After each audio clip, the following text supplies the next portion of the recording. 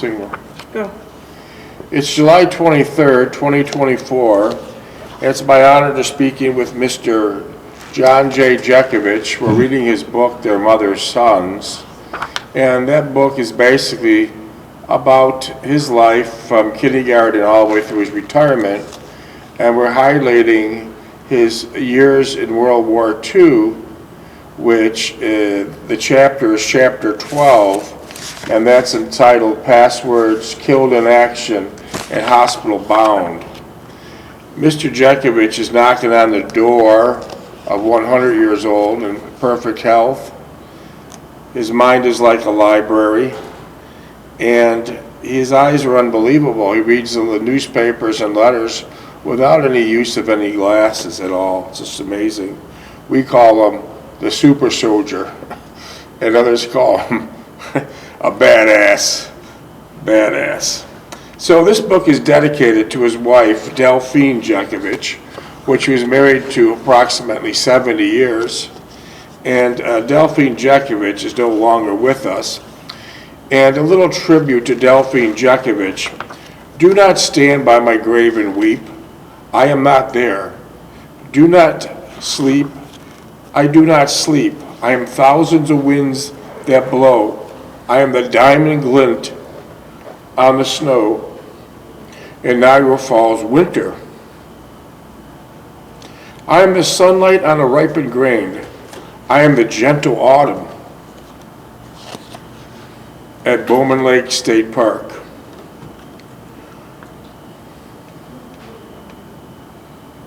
When you awake this morning, hush. I am the swift, unfleeting rush of the quiet swans swimming at Chitola Lake. I am the soft star to shine at night. Do not stand by my grave and cry. What? I, Delphine Jeckovich, am not there. I did not die.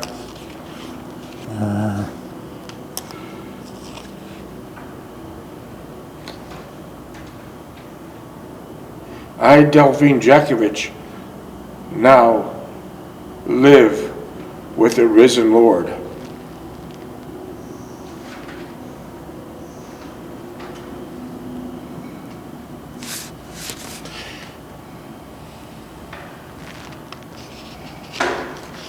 Goodbye for now, with love, Delphine Jeckovich.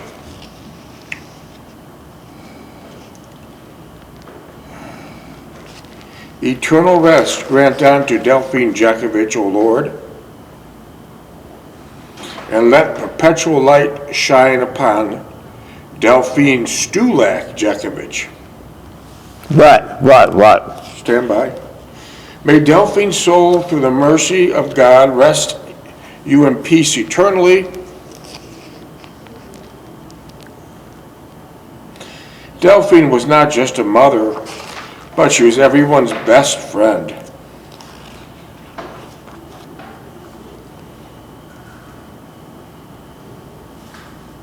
She will be greatly missed, but we will meet again.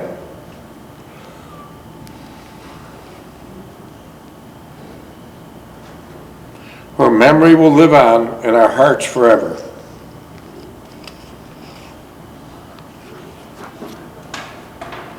Mom, I love you. Rest in peace.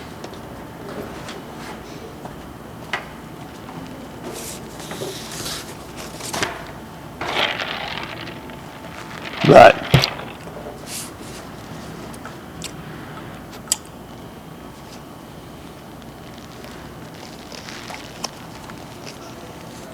So we're in the middle of Mr. John Jeckovich Battle of the Bulge, and at one point they thought all the worst was over, but he later found out it wasn't. It was just the beginning. A little brief background before Mr. Jeckovich was shot up. On July 25th, 1944, Allied troops broke through the Germans' lines at Saint-Lô, France. And a month later, Paris was liberated after 4 long years of Nazi occupation. Driving forward, General Patton pushed eastward toward the Rhine River. With the British commander Bernard Montgomery swept into Belgium, capturing Antwerp on September 4th. By the late fall, the U.S. and the British forces had managed to drive the Germans back to their borders. Montgomery and Patton, by the way, were always in competition who could take the most territory first. Isn't that correct? Yeah, you're right. Okay. Bradley commanded the U.S. 12th Army during the battle. Faced with the disaster, Hitler made one final attempt to win the war.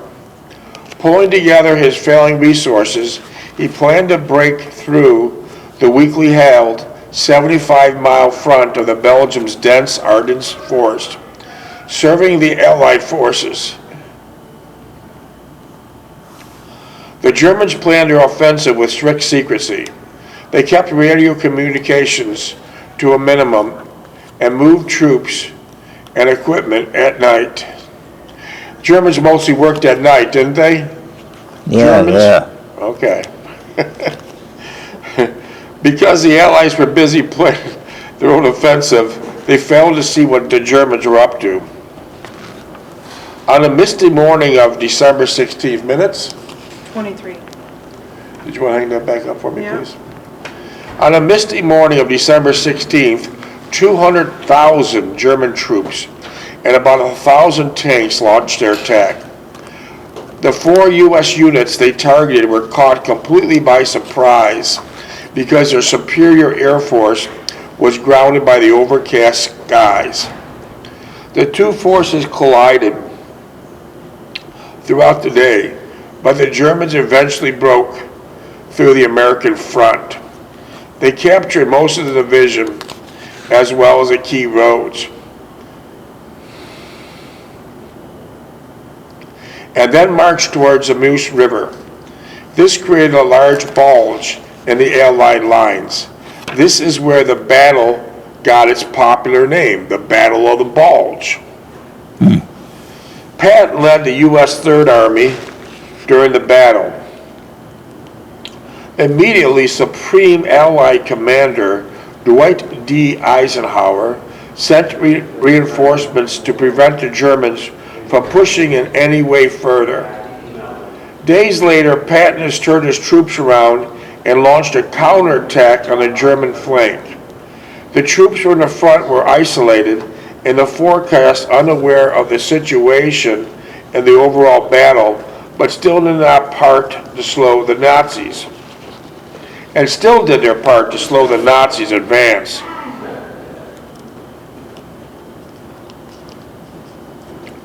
This included moving and destroying stocks of gasoline, which the German tanks needed to advance, keeping them away from the vital crossroads. At Bastogne Crossroads, German commander ordered the Americans to surrender. Here's a good one.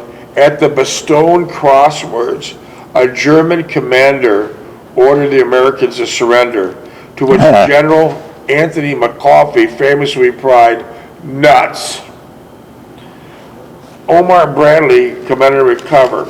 The Allies had the terrain in their favor, with set for the Germans behind schedule, allowing the more Allied reinforcements to arrive. And as the weather cleared, the Allies were finally able to launch air attacks on the German forces, and supply lines were proved to be key determining factor in the failed Germany forces. Offensive, so that was a problem. The Allies couldn't get the supplies in. By January 16, 1945, the Ardennes front had been reestablished to where it had been a month earlier. Though continued fighting until the last German troops withdrew on January 25th. The Battle of Bulge was one of the largest and the bloodiest battles involved in the United States wars. Of the 300,000 Germans that fought, up to 100,000 were killed, missing, or wounded. Meanwhile, 610,000 strong Americans suffered 89,000 casualties. Following the battle, British Prime Minister Sir Winston Churchill stated, "This is undoubtedly the greatest American battle of the war and will, I believe, he would be regarded as an ever-famous American victory." And remember the circumstances of the Battle of Bulge very well.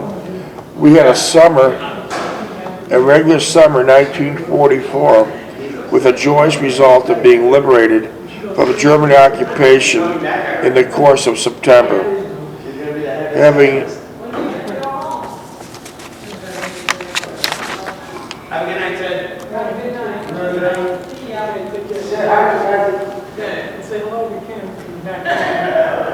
However, on New Year's Day, 1945, German planes attacked a nearby airfield close to the city of Ghent. While the U.S. pilots had some rest following a New Year's Eve party, from where they were, we could see the battle, which lasted well into daylight. Nobody slept tonight, I warned them, unless you want to sleep forever. Suddenly, there were two Mark V Panzers. They must have broken out of the encirclement. They were to our left flank and heading straight for the anti-tank platoon dug in. I motioned for everyone to stay down and not fire. A .30 caliber would do not much to the Panzer, but infuriate them, and he would have to start firing his 88s at us.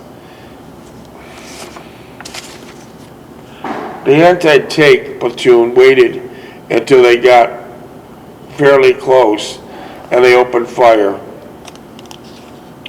The 3-inch shells were bouncing off Panzers like so many ping pong balls, and the Panzers started to fire.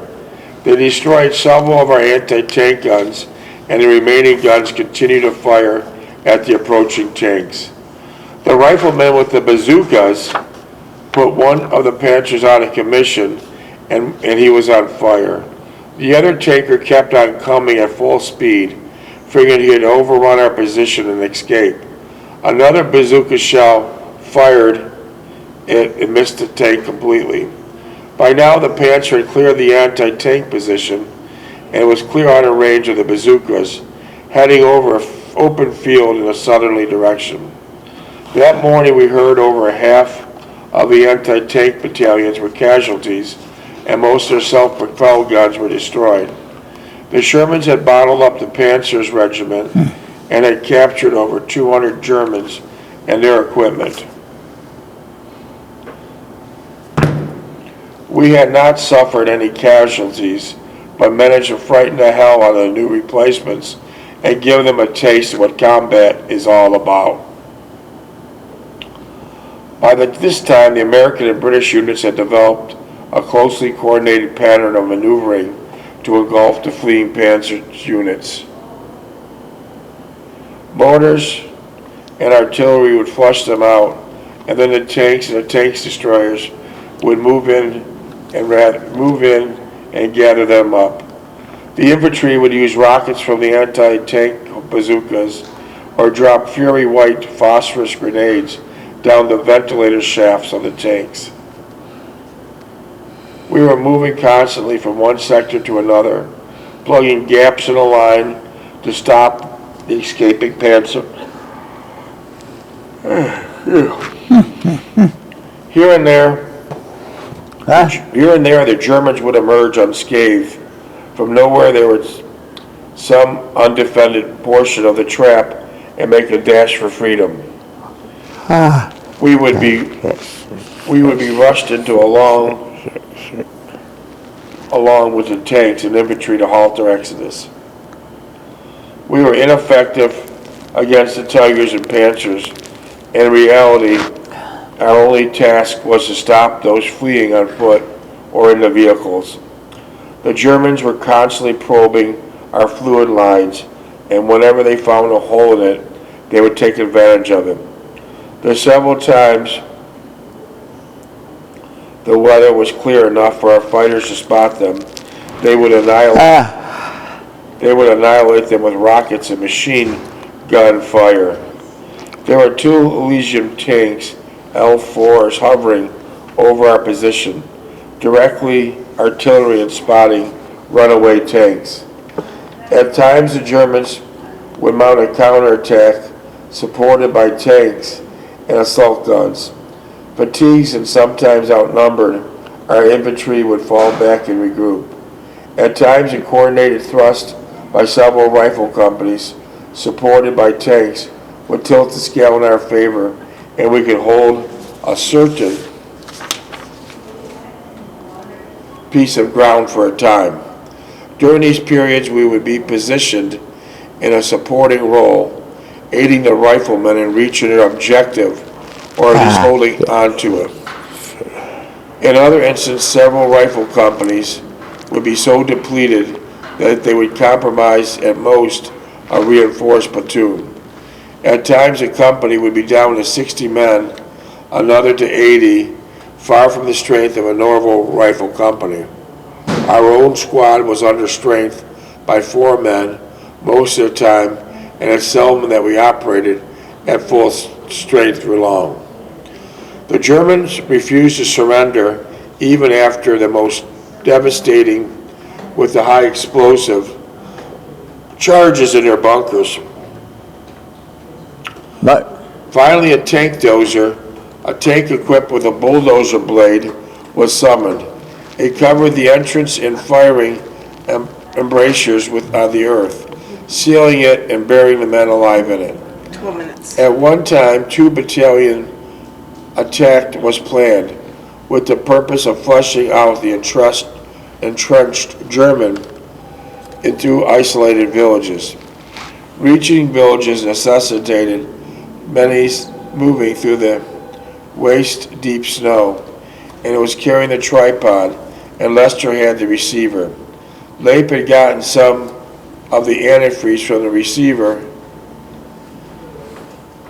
on his hands and had a mild case of frostbite. His hands too were sensitive to carrying anything, and not even several ammo boxes. It was just as well. I'd rather have Lester during these times, as he seemed more aware of what was going on around him, plus the fact that he would not gripe as he did at Leip. We had much trouble with the dense woods, steep slopes, and high snow, as we had with the enemy. By nightfall of the first day, we came upon a network of trails leading to the 2 villages. One of the rifle companies set out on reconnaissance patrol to determine the strength and position of the Germans accompanying the villages. In the meantime, we set up a defensive of our position, but did not bother to dig in, as the ground was frozen to the depth of over a foot. So the ground would freeze that deep? The ground is truly frozen there. yeah. Hard winter.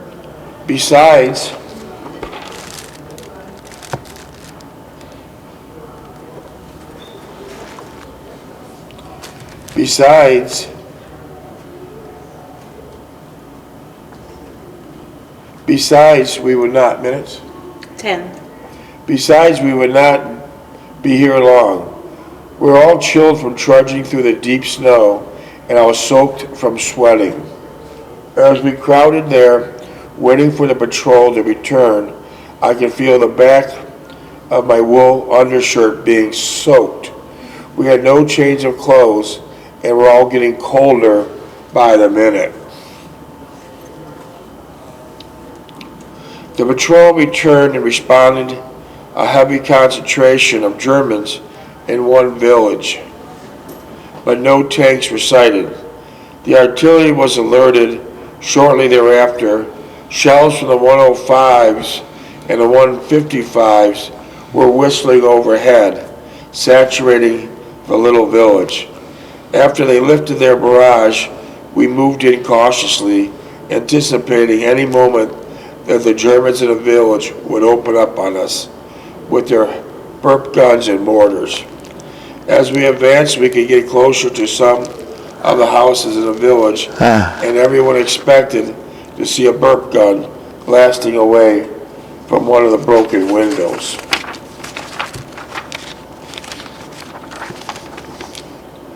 Like sheep, the men huddled together, wondering when all the hell would break out. I was praying that we would not get any burst, as we were out in the open, unprotected, and no place to seek shelter. The night was moonless, cold and dark, as we trudged through the deep snow, hoping that we would reach an empty house affording some type of protection. Up ahead, the lead scout signaled cautioning. Almost immediately, a German machine gun opened fire, and it caught me by surprise as I hugged the frozen ground. I waited for the next burst to see if I could locate him. I was ready for a second burst and spotted his position. He was in a clump of felled trees, almost in a clearing, and I could see him distinctively now.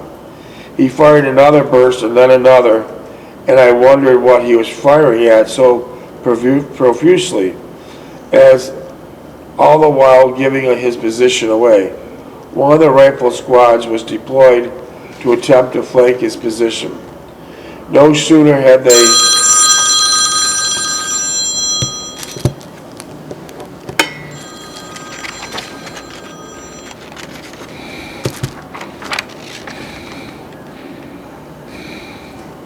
The German gunners were not aware of the flanking movement. The riflemen got with the bazooka range and fired several rockets, hitting the one gun emplacement. The other gun was ceased firing, and the crew crawled out of the bunker with their hands up, shouting, "Comrade, comrade." Comrade, comrade. So they had the white flags up, huh? Yeah. They had the white flags up.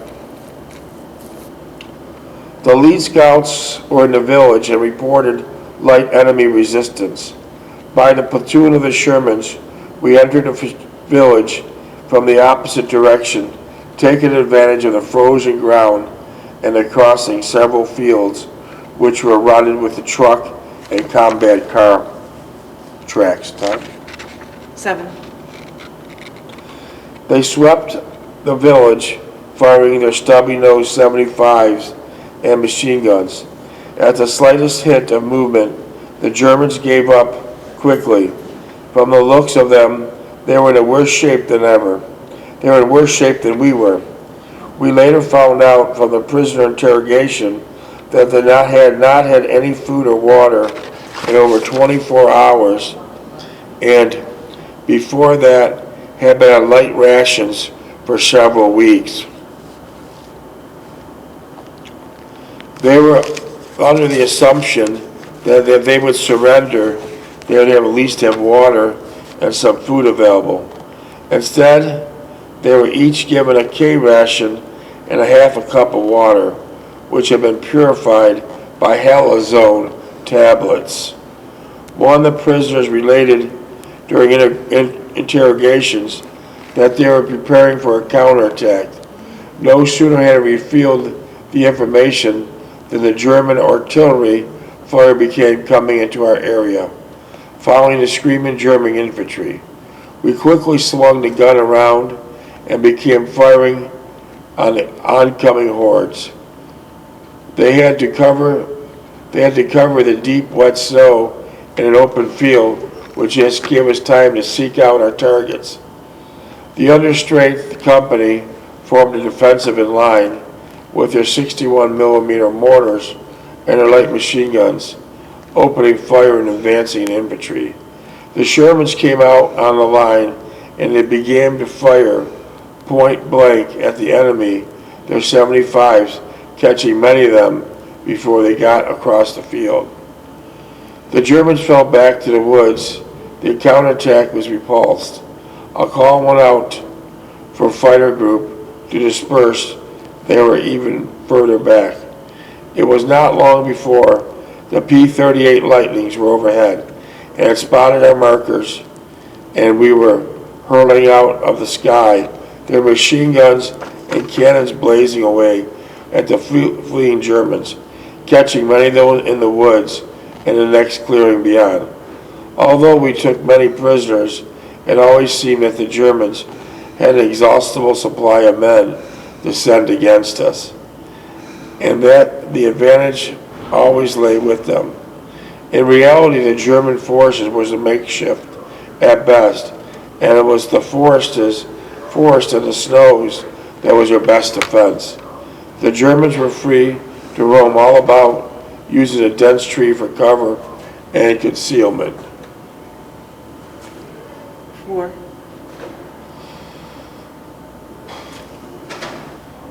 We were screened for a battalion coming through us. They would take up pursuit of the Germans in the next village and beyond.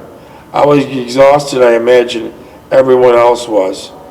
We trudged through these woods in snow up to our waist, and at times soaking wet in 0 temperatures over the 2 weeks.